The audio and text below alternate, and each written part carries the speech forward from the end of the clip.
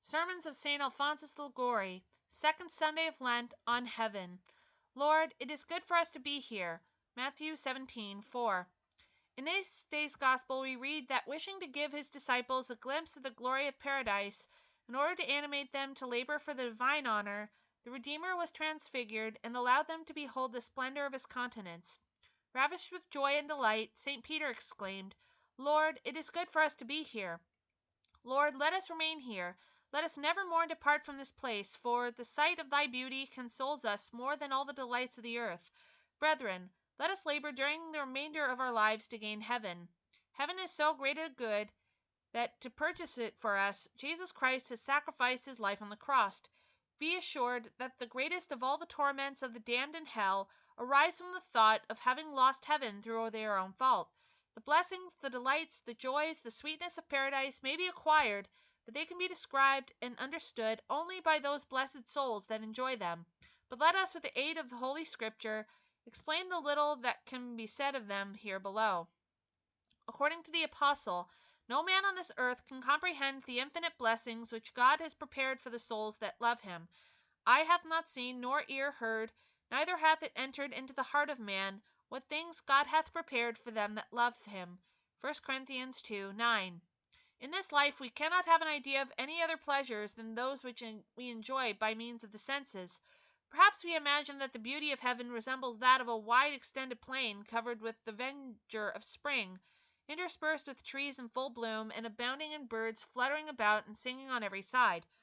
Or that it is like the beauty of a garden full of fruits and flowers, and surrounded by fountains in continual play. Oh, what a paradise to behold such a plain or such a garden! But oh, how much greater are the beauties of heaven! Speaking of paradise, St. Bernard says, "O man, if you wish to understand the blessings of heaven, know that in that happy country there is nothing which can be disagreeable, and everything that you can desire. Nihil est quod nolles totum est quod velis." Although there are some things here below which are agreeable to the senses, how many more are there which only torment us? If the light of day is pleasant, the darkness of night is disagreeable. If the spring and the autumn are cheering, the cold of winter and the heat of summer are painful. In addition, we have to endure the pains of sickness, the persecution of men, and the inconveniences of poverty. We must submit to interior troubles, to fears, to temptations of the devil, doubts of conscience, and to the uncertainty of eternal salvation. But after entering into paradise, the blessed shall have no more sorrows. God shall wipe away all tears from their eyes. The Lord shall dry up the tears which they have shed in this life, and death shall be no more, nor mourning, nor crying, nor sorrow shall be any more, for the former things have passed away. And he that sat on the throne said, "Behold, I make all things new." Apocalypse 21:4-5. In paradise, death and the fear of death are no more.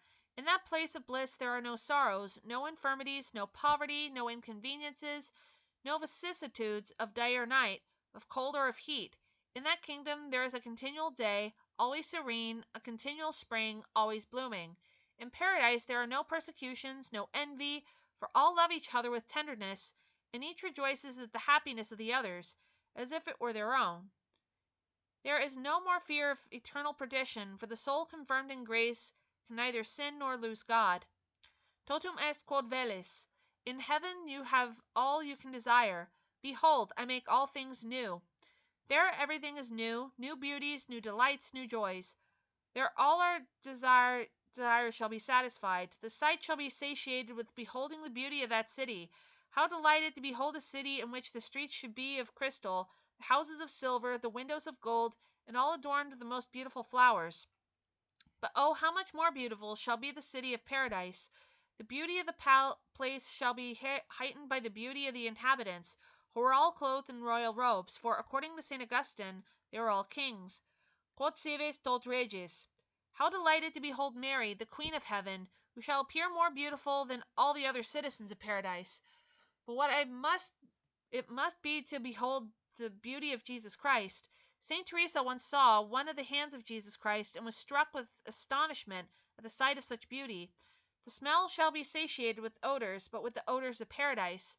The hearing shall be satiated with the harmony of the celestial choirs. Saint Francis once heard for a moment an angel playing on a violin, and he almost died through joy. How delightful must it be to hear the saints and angels singing the divine praises. They shall praise thee forever and ever. Psalm 83, 5. What must it be to hear Mary praising God? St. Francis de Sales says that as the singing of the nightingale in the wood surpasses that of all other birds, so the voice of Mary is far superior to that of all the other saints. In a word, there are in paradise all the delights which man can desire. But the delights of which we have spoken are the least of the blessings of paradise. The glory of heaven consists in seeing and loving God face to face. Totum quod expectamus, says St. Augustine, due celebe sunt Deus. The reward which God promises to us does not consist altogether in the beauty, the harmony, and other advantages of the city of paradise.